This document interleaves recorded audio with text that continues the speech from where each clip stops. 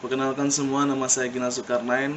Kali ini saya akan menjelaskan pemahaman saya terhadap membuat kuesioner sederhana untuk penelitian linguistik atau sastra dalam mata kuliah dasar-dasar statistik. Di sini saya akan menjabarkan menjadi beberapa bagian sesuai yang dibikin.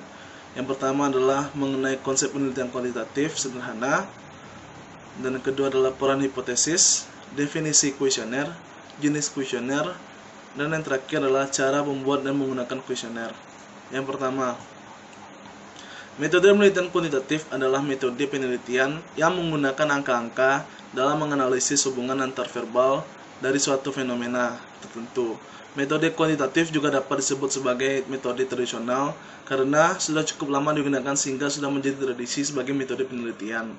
Selain disebut sebagai metode tradisional, metode ini juga dapat disebut dengan metode discovery karena melalui metode kuantitatif inilah ditemukan dan dikembangkannya metode baru. Metode penelitian kuantitatif digunakan pada penelitian kuantitatif. Penelitian kuantitatif sendiri digunakan untuk menguji suatu teori yang hasilnya akan mendukung atau menolak teori tersebut. Adapun tujuan dari metode penelitian kuantitatif adalah metode penelitian yang digunakan untuk mengembangkan dan menggunakan model-model matematis, teori dan atau hipotesis tentang suatu fenomena, serta hubungan variabel dalam sebuah populasi. Fungsi metode kuantitatif dalam bidang sastra ialah memudahkan kita sebagai peneliti dan mengambil sampel yang akan kita teliti. Dengan adanya metode ini membuat sang peneliti cepat dan stabil dalam mendapatkan data. Bagian kedua, uji hipotesis adalah metode pengambilan keputusan yang didasarkan dari analisis data, baik dari percobaan atau kontrol maupun dari observasi. Dalam statistik, sebuah hasil yang digunakan signifikan secara statistik jika kejadian tersebut hampir tidak mungkin disebabkan oleh faktor yang kebetulan sesuai dengan batas probabilitas yang sudah ditentukan sebelumnya. Uji hipotesis kadang disebut dengan konfirmasi analisis data. Keputusan dari uji hipotesis hampir selalu berdasarkan pengujian hipotesis nol. Ini adalah pengujian untuk menjawab pertanyaan yang mengasumsikan hipotesis nol adalah benar.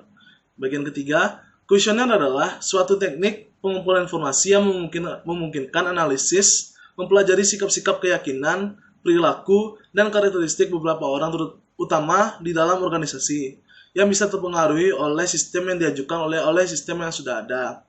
Bagian keempat, jenis kuesioner atau angket cara melalui adalah pertama kuesioner terbuka.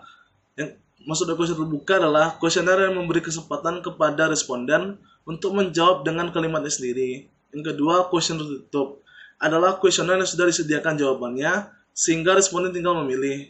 Bagian keduanya, jenis kuesioner atau angket dalam jawaban yang diberikan. Yang pertama adalah kuesioner langsung. Adalah kuesioner yang diminta responden menjawab tentang dirinya. Bagian B, kuesioner tidak langsung. Adalah kuesioner jika responden menjawab tentang orang lain.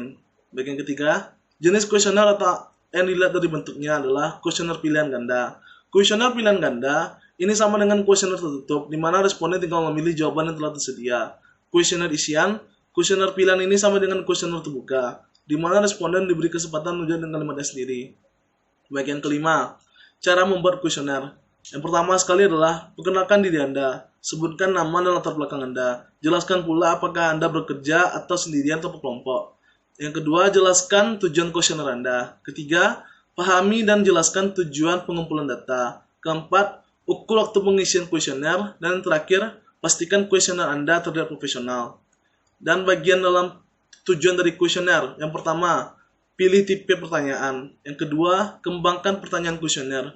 Ketiga, batasi panjang kuesioner. Keempat, identifikasi demografi target responden. Dan yang terakhir, pastikan Anda mampu melindungi rahasia dari responden. Baiklah, itu semua yang dapat saya sampaikan mengenai tugas kali ini. Terima kasih.